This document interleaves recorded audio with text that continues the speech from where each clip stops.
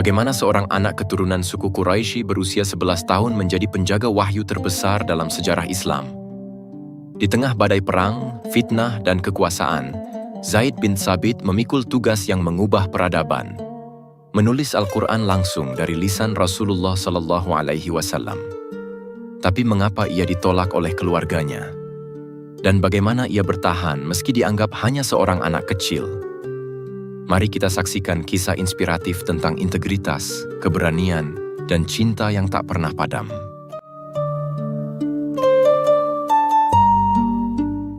Di sudut kota Yatsrib yang tenang, diterpa angin hangat gurun, hiduplah seorang anak laki-laki bernama Zaid bin Thabit. Usianya baru 11 tahun ketika kabar tentang seorang rasul di Mekah mulai menyebar ke pelosok Jazirah Arab. Zaid, yang lahir dari keluarga Yahudi, tumbuh dalam lingkungan yang penuh pertanyaan. Setiap malam, ia memandangi langit berbintang sambil bertanya kepada ayahnya, "Wahai ayah, apakah benar ada seorang utusan Allah yang membawa cahaya baru?" Ayahnya hanya menghela napas. "Diamlah, Zaid. Kita sudah memiliki kitab Taurat. Jangan mudah terpengaruh omongan orang." Namun, hati kecil Zaid terus bergolak. Ia sering mendengar bisik-bisik tetangga tentang kejujuran dan kelembutan hati Muhammad, sang Rasul yang diusir dari Mekah. Suatu senja, Zaid nekat menyelinap ke perkumpulan kaum Anshor yang sedang mendengarkan dakwah Mus'ab bin Umair, utusan Rasul. Dari balik batang pohon kurma, ia memperhatikan Mus'ab yang berbicara tentang keesaan Allah dan keadilan. Islam mengajarkan kita untuk menyembah satu Tuhan, bukan patung-patung yang bisu, seru Mus'ab. Zaid terpaku. Kata-kata itu mengalir ke hatinya bagai air yang menghidupkan tanah kering. Ia pulang dengan langkah gontai, tapi pikirannya bergejolak. Malam itu, ia tak bisa tidur. "Jika ini kebenaran, mengapa aku menolaknya?" gumamnya. Keesokan paginya, Zaid menghadap ayahnya dengan wajah pucat. "Ayah, aku ingin masuk Islam," katanya dengan suara bergetar. Sang ayah terkejut, lalu marah. "Kau gila, keluarga kita adalah pemeluk Taurat. Apa kata orang nanti?" Zaid menunduk, air mata jatuh di atas sajadah usang. "Maafkan aku, ayah, tapi hati ini tak bisa berdusta. Aku yakin Muhammad adalah utusan Allah." Ibunya yang sedari tadi diam, tiba-tiba bersuara lembut. "Biarkan ia memilih jalannya, suamiku. Jika itu kebenaran, biarkan ia mengejarnya." Setelah berdebat panjang, ayahnya akhirnya mengalah, meski dengan hati yang masih panas. Zaid segera mencari Mus'ab. Di hadapan pemuda itu, ia mengucapkan syahadat dengan suara lantang. "Asyhadu an la ilaha illallah wa asyhadu anna Muhammadan Rasulullah." Mus'ab tersenyum, lalu memeluknya. "Selamat Zaid, kau adalah saudara kami sekarang." Sejak hari itu, Zaid menjadi bayangan Mus'ab.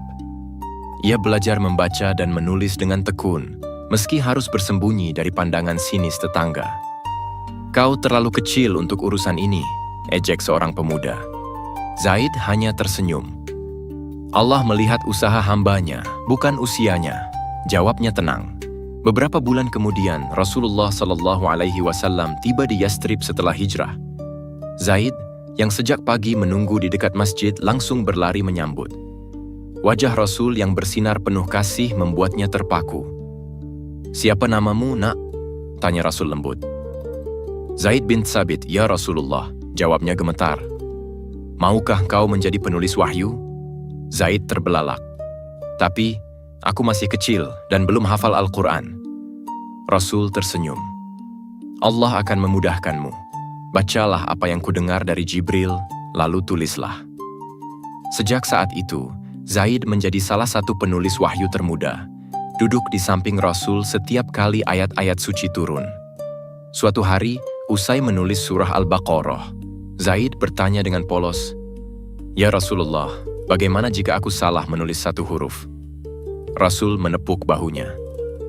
"Allah menjagamu, Zaid, tapi ingat, kejujuranmu lebih berharga daripada tinta dan kertas. Jika ragu, tanyakan padaku." Pesan itu mengakar dalam hati Zaid. Ia menyadari bahwa tugasnya bukan sekadar menulis, tapi menjaga amanah yang kelak menjadi pedoman umat. Di usia belia, ia telah memahami keimanan yang teguh dan kehati-hatian dalam menjalankan tugas adalah kunci untuk menggapai ridho ilahi.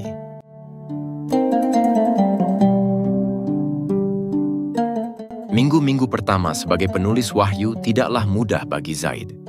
Setiap kali Jibril mendatangi Rasulullah SAW, jantungnya berdebar kencang. Ia sadar, kesalahan satu titik saja bisa merusak makna ayat suci. Allahumma ja'alni mukhlisan, bisiknya setiap pagi, memohon ketulusan hati. Suatu hari saat menyalin ayat tentang hukum waris, tangannya gemetar hingga salah menulis kata tsulats menjadi tsulasa. Rasul yang sedang memeriksa tulisannya segera menegur, "Zaid, Allah Maha Teliti, kau harus lebih sabar." Zaid menunduk malu, lalu mengulang tulisan itu hingga sempurna. Sejak saat itu, ia selalu membaca ulang setiap baris 3 kali sebelum diserahkan. Hubungan Zaid dengan Rasul semakin dekat.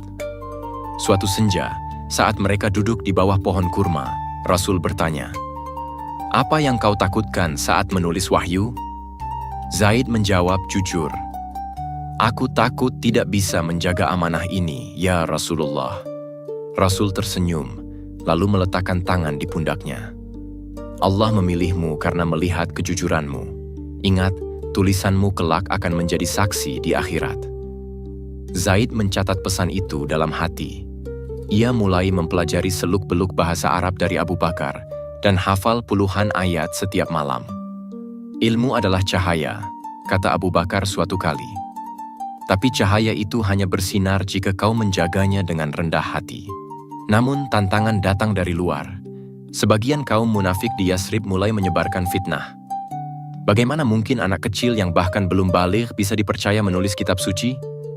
Zaid mendengar bisik-bisik itu saat ia lewat di pasar. Ali bin Abi Thalib yang melihatnya murung berkata, "Jangan hiraukan mereka, Zaid. Buktikan dengan karyamu."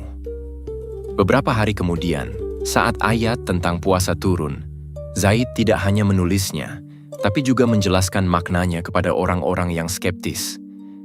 "Lihatlah, anak ini lebih paham daripada kita," puji seorang sahabat. Perlahan, keraguan mulai terkikis. Di bulan Ramadan, Zaid menghadapi ujian berat. Saat menyalin surah Al-Maidah, ia lupa membubuhi tanda baca pada kata qulubuhum. Akibatnya, orang-orang salah membaca qalbuhum, yang artinya hati mereka, menjadi qilbuhum, alis anjing mereka. Kesalahan itu langsung heboh di kalangan sahabat. Zaid panik. Ia segera menghadap Rasulullah. "Aku bersalah, ya Rasulullah. Hukumlah aku." Rasul justru tersenyum. "Bangunlah dan perbaiki kesalahanmu. Kau manusia biasa, tapi Allah menjaga Al-Qur'annya." Zaid pun mengumpulkan semua salinan ayat yang salah, lalu menggantinya dengan yang baru. Sejak hari itu, ia menambahkan tanda baca dengan hati-hati, bahkan menciptakan sistem kode warna untuk membedakan kata-kata. Tidak hanya menulis, Zaid juga mulai menghafal Al-Quran. Setiap subuh, ia berlatih tartil bersama Ubay bin Ka'ab. "Kau punya bakat, Zaid," puji Ubay suatu hari. "Tapi jangan pernah merasa cukup." Zaid mengangguk. Ia menyadari bahwa tugasnya bukan sekadar menulis, tapi juga melestarikan setiap kata. Saat Perang Badar pecah, ia memohon izin untuk ikut berperang, tapi Rasul menahannya. "Kau lebih berharga di sini. Jaga tulisan-tulisan itu seperti nyawamu sendiri." Zaid pun tetap di Madinah, mengumpulkan potongan-potongan tulang dan pelepah kurma yang bertuliskan ayat-ayat suci, lalu menyusunnya dalam lembaran yang rapi. Puncaknya terjadi saat Rasulullah SAW memintanya menulis surah An-Nur. "Ini tentang kejujuran dan fitnah, Zaid. Pastikan kau menulisnya dengan hati yang bersih," pesan Rasul. Zaid menulis sambil menangis. Ayat-ayat itu seolah menyentuh lubuk hatinya yang terdalam. "Sesungguhnya orang-orang yang membawa berita bohong itu adalah dari golongan kamu sendiri." Quran Surah An-Nur ayat 11. Selesai menulis, ia berkata, "Ya Rasulullah, andai semua orang bisa melihat keagungan ayat-ayat ini." Rasul menjawab, Mereka akan melihatnya Zaid, tapi hanya yang hatinya bersih yang bisa merasakan cahayanya. Dari situlah Zaid belajar bahwa tugasnya bukan hanya menyampaikan tulisan, tapi juga menjadi teladan hidup dari pesan-pesan yang ia tulis.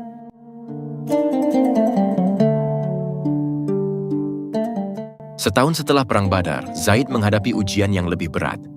Saat Perang Uhud meletus, Rasulullah SAW memerintahkannya tetap di Madinah untuk menjaga dokumen-dokumen wahyu. "Tapi aku ingin membelamu ya Rasulullah," protes Zaid. Rasul mengelus kepalanya. "Kau adalah benteng Al-Quran. Jika kau pergi, siapa yang menjaga tulisan-tulisan ini dari tangan musuh?" Zaid pun patuh, meski hatinya pilu mendengar kabar sahabat-sahabatnya gugur. Ia menghabiskan hari itu dengan menyalin ulang ayat-ayat yang rusak, sambil berdoa, "Ya Allah, lindungi mereka yang berjuang di jalan-Mu." Saat pasukan Muslim kembali, Zaid menangis melihat wajah Rasul yang terluka. "Jangan bersedih," kata Rasul. "Kemenangan sejati adalah ketika kita tetap teguh dalam iman." Beberapa bulan kemudian, Zaid diberi tugas istimewa, menulis surah Ali Imran. "Ini tentang keutamaan ahlul kitab yang beriman," jelas Rasul. Zaid menulis dengan hati-hati, lalu bertanya, "Ya Rasulullah, bagaimana cara membedakan kebenaran dari yang palsu?" Rasul menjawab, "Seperti api yang membakar kayu basah, kebenaran akan selalu menyakitkan bagi yang tidak siap menerimanya." Zaid merenung. Ia mulai membagikan salinan ayat-ayat itu kepada pemuka Yahudi dan Nasrani, mengajak mereka berdialog. "Mengapa kau repot-repot?" tanya Usamah bin Zaid. "Karena Al-Quran adalah rahmat untuk semua," jawab Zaid. "Tapi hanya yang hatinya lapang yang bisa menerimanya." Pada tahun ke-6 Hijriah, saat perjanjian Hudaibiyah ditandatangani, Zaid menjadi saksi bisu konflik internal umat Islam. Banyak sahabat kecewa karena Rasul menerima syarat damai yang dianggap merendahkan. "Aku tidak akan menghapus kalimat Rasulullah dari dokumen ini," kata Zaid tegas saat seorang utusan Quraisy memaksa. "Itu harga mati." Sikapnya membuat para pemimpin Quraisy terkesan. "Kalian punya pemuda yang berani," kata mereka. Zaid hanya tersenyum. "Aku hanya menjaga kehormatan Rasul." Malam itu, Rasul memujinya. "Kau seperti singa yang menjaga sarangnya Zaid." Di puncak musim haji, Zaid ditugaskan menulis surah Al-Maidah. "Ini ayat terakhir yang diturunkan Zaid," kata Rasul dengan suara bergetar. "Hari ini, aku telah menyempurnakan agama kalian." Zaid menangis terseduh. "Apakah ini pertanda bahwa kepergianmu sudah dekat?" Rasul mengangguk pelan. "Karena itu, jagalah Al-Quran sebaik-baiknya. Ia akan menjadi penolongmu setelah aku tiada." Zaid mencengkeram kuasnya erat-erat. Ia menyadari bahwa tugasnya kini bukan hanya menulis, tapi menjadi penjaga warisan terbesar umat manusia. Setiap huruf yang ia tulis kini terasa seperti api yang membakar jiwanya. Beberapa hari sebelum wafat, Rasul memanggil Zaid. "Aku ingin kau menulis surat untuk Raja Romawi," katanya lemah. Zaid menahan tangis. Ia tahu ajal Rasul sudah dekat. "Tapi aku tidak bisa bahasa Romawi, ya Rasulullah." Rasul tersenyum. "Tulis saja dalam bahasa Arab. Allah akan menyampaikan pesannya." Zaid menulis dengan tangan gemetar. "Dari Muhammad hamba Allah dan Rasulnya untuk Heraklius." Selesai menulis, Rasul mencium keningnya. "Terima kasih Zaid, kau telah menjadi anak bagiku." Air mata Zaid jatuh di atas kertas. Ia tidak sanggup berkata-kata. Di hari wafatnya Rasul, Zaid duduk di sudut masjid, memeluk gulungan-gulungan wahyu. Suara tangis sahabat memenuhi udara. "Apa yang akan terjadi pada kami?" bisiknya. Tapi tiba-tiba, ia teringat pesan Rasul. "Al-Quran tidak akan pernah meninggalkanmu." Dengan tekad baja, Zaid berdiri. Ia mulai mengumpulkan semua potongan tulang, kulit, dan pelepah kurma yang bertuliskan ayat-ayat suci. "Aku akan menjagamu, wahai Kitabullah," janjinya. Di usia 19 tahun, Zaid bin Thabit telah menjadi benteng pertama bagi Al-Quran, siap menghadapi badai fitnah yang akan datang pasca wafatnya sang Nabi.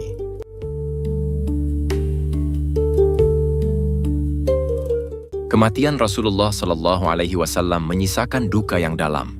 Kota Madinah seolah kehilangan mataharinya.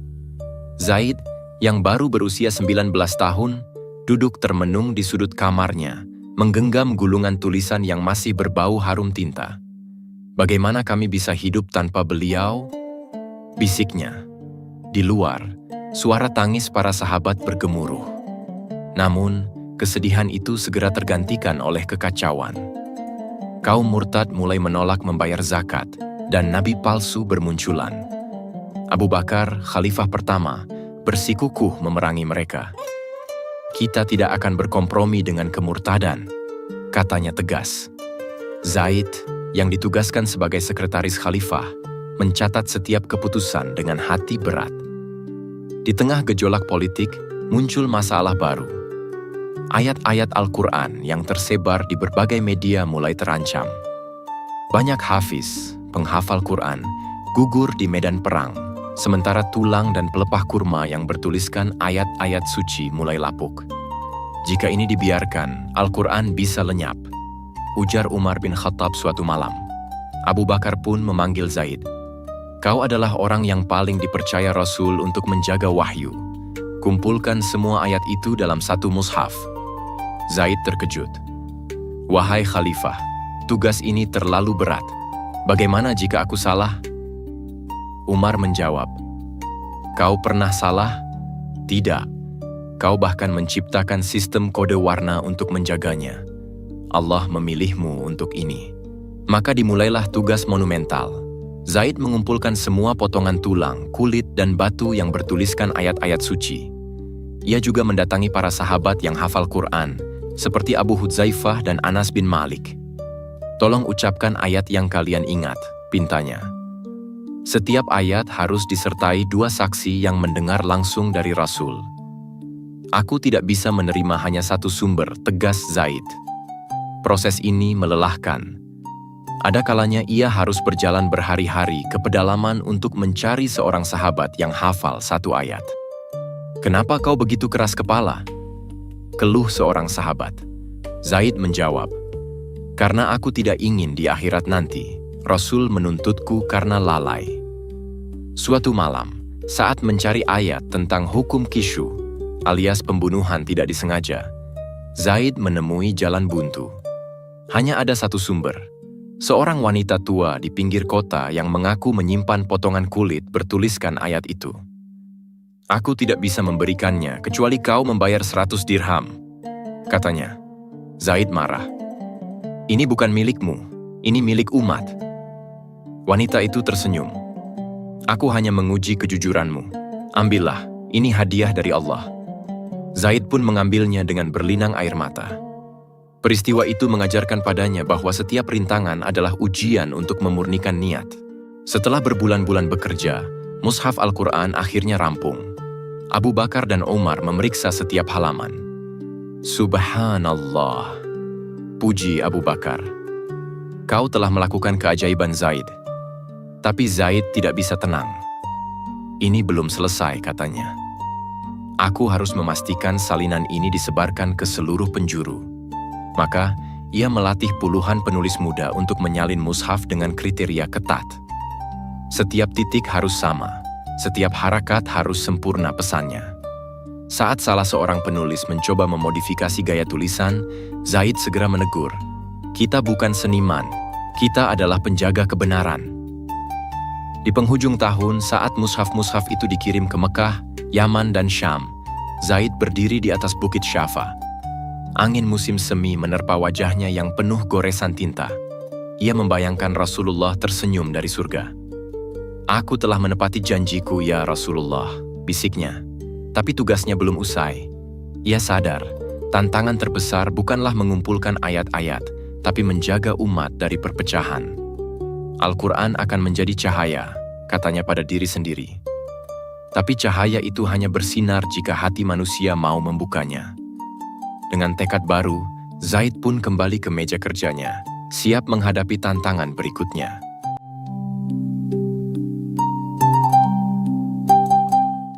Di bawah kepemimpinan Umar bin Khattab, umat Islam menghadapi tantangan baru, ekspansi wilayah yang begitu cepat. Kota-kota seperti Damaskus dan Yerusalem takluk, tapi banyak pasukan Muslim yang tidak hafal Al-Quran. Mereka berperang dengan keberanian, tapi tidak dengan ilmu, keluh Umar suatu hari. Zaid, yang kini menjadi penasihat utama, mengusulkan, kirimkanlah qori dan muallim ke setiap penjuru. Biarkan cahaya Al-Quran menyertai pedang kebenaran. Umar setuju.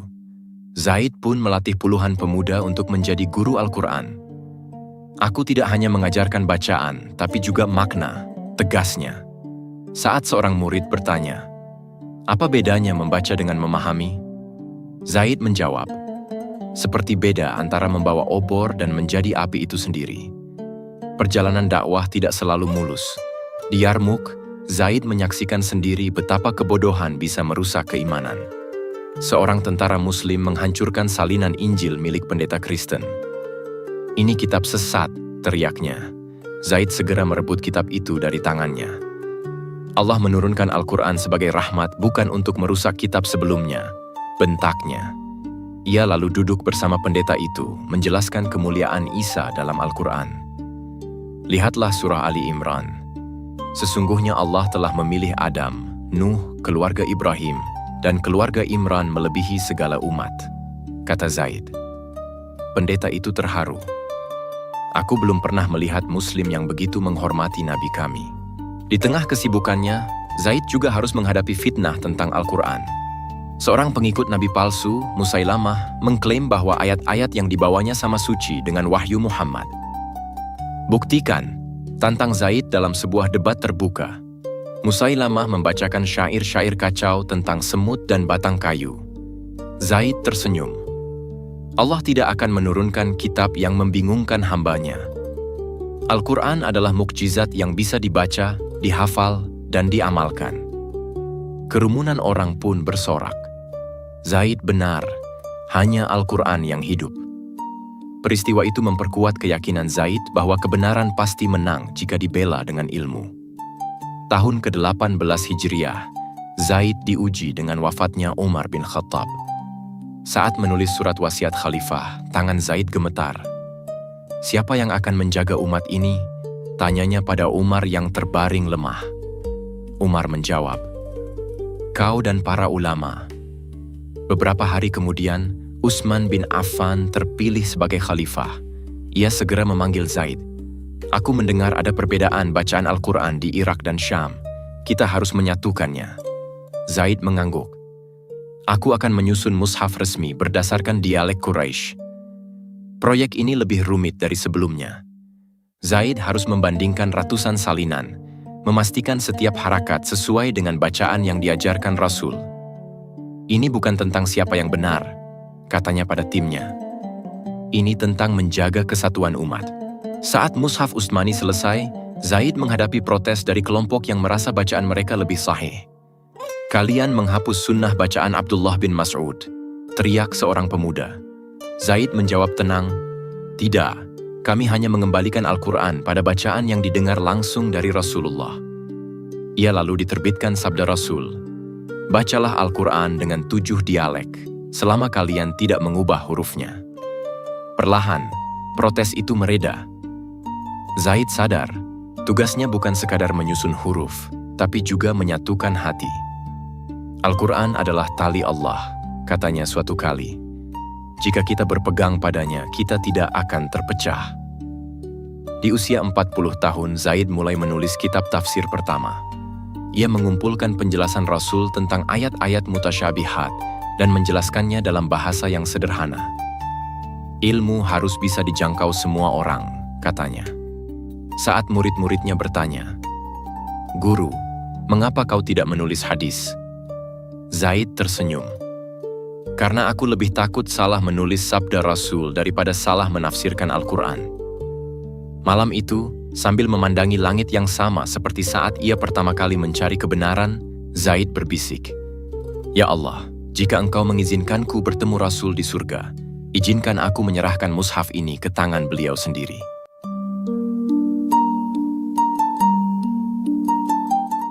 Di penghujung hidupnya, Zaid bin Tsabit masih setia dengan tugas yang diamanahkan Rasul kepadanya. Usianya kini menginjak 62 tahun. tapi semangatnya masih seperti remaja yang pertama kali memegang pena. Setiap pagi, ia duduk di Masjid Nabawi, mengajar puluhan murid yang datang dari pelosok negeri. "Guru, bagaimana cara memahami ayat-ayat tentang jihad?" tanya seorang pemuda. Zaid tersenyum, lalu menjelaskan dengan sabar. Jihad terbesar adalah melawan hawa nafsu munak. Pedang hanya alat, tapi hati adalah medan perang sejati. Murid-muridnya mencatat setiap kata, seolah takut kehilangan setetes ilmu pun. Suatu hari, Muawiyah bin Abu Sufyan, Khalifah Bani Umayyah, mengirim utusan untuk meminang putri Zaid. "Aku ingin menyatukan keluarga kami dengan keluarga penjaga Al-Quran," katanya. Zaid menolak dengan halus. "Putriku bukan alat politik. Jika kau ingin dekat dengan Al-Quran, pelajarilah ia, bukan menikahi anakku." Muawiyah, yang terbiasa dihormati, justru tersenyum. "Kau masih seperti dulu, Zaid, tidak berubah." Zaid menjawab, "Aku hanya menjaga amanah yang sama sejak 50 tahun lalu." Kejadian itu menjadi bukti bahwa integritasnya tidak pernah luntur, bahkan di hadapan kekuasaan. Di tahun 45 Hijriah, saat wabah melanda Madinah, Zaid tetap mengajar meski tubuhnya mulai lemah. "Guru, istirahatlah," pinta Abdullah, murid kesayangannya. Zaid menggeleng. "Jika aku berhenti sekarang, siapa yang akan menjelaskan ayat tentang sabar dalam penderitaan?" Ia lalu membacakan surah Al-Baqarah. "Dan bersabarlah, sesungguhnya Allah bersama orang-orang yang sabar." Beberapa hari kemudian, demam tinggi menjatuhkannya. Saat Abdullah menangis di sampingnya, Zaid berbisik, "Jangan sedih. Aku hanya akan menyusul Rasul dan sahabat-sahabatku." Ia lalu menyerahkan gulungan tafsir yang belum selesai. "Lanjutkanlah ini. Jadikanlah ilmu sebagai jalan menuju Allah." Di hari terakhirnya, seluruh Madinah berkabung. Para sahabat, ulama, dan murid-muridnya berkumpul di sekitar tempat tidurnya. "Aku ingin mendengar bacaan Al-Quran," pintanya. Anas bin Malik pun membacakan surah Yasin. Air mata Zaid mengalir. "Indah sekali," bisiknya. Tiba-tiba, ia memegang tangan Abdullah. "Sampaikan salamku pada umat Islam di masa depan. Katakan pada mereka Zaid bin Tsabit tidak pernah menyesal menjadi penjaga Al-Quran." Matahari pun terbenam, dan ruh Zaid kembali kepada Sang Pencipta. Kota Madinah gempar. Telah wafat orang yang paling dipercaya menjaga wahyu, teriak seorang sahabat. Pemakaman Zaid di Baqi menjadi momentum refleksi bagi umat Islam. Umar bin Abdul Aziz, yang kelak menjadi khalifah saat itu masih kecil, bertanya pada ayahnya, "Mengapa semua orang menangis?" Sang ayah menjawab, "Karena hari ini langit Madinah kehilangan salah satu bintangnya." Ribuan orang mengantarkan jenazahnya, dari kalangan miskin hingga bangsawan. Di atas pusaranya, Abdullah menancapkan kayu bertuliskan, "Ini kuburan Zaid bin Tsabit, penulis wahyu dan penjaga Al-Quran. Semoga Allah merahmatinya." Warisan Zaid tidak pernah mati. Mushaf yang ia susun menjadi dasar Al-Quran yang kita baca hari ini. Tafsirnya menjadi rujukan ulama sepanjang zaman. Namun, yang terpenting adalah teladan hidupnya. Kejujuran dalam menjaga amanah, ketekunan dalam menuntut ilmu, dan keberanian melawan keangkuhan. Di era modern, saat Al-Quran terancam oleh interpretasi sesat, umat Islam masih bisa bersandar pada warisan Zaid. "Allah tidak akan membiarkan Al-Quran lenyap," kata seorang profesor tafsir di Universitas Al-Azhar. Karenanya telah memilih Zaid bin Tsabit untuk menjaganya. Dan di sudut langit Madinah, setiap kali adzan berkumandang, seolah terdengar bisikan Zaid, "Jagalah Al-Quran, maka ia akan menjagamu."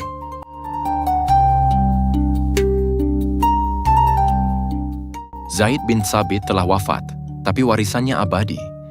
Dari tinta dan tulang, ia menyatukan Al-Quran yang kita baca hari ini. Dari keraguan tetangga, ia menjadi benteng kebenaran. Dan dari usia belia, ia mengajarkan kepada kita, kejujuran adalah kekuatan terbesar penjaga wahyu.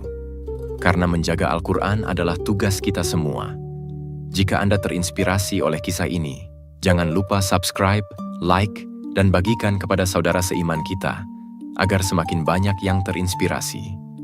Wassalamualaikum warahmatullahi wabarakatuh.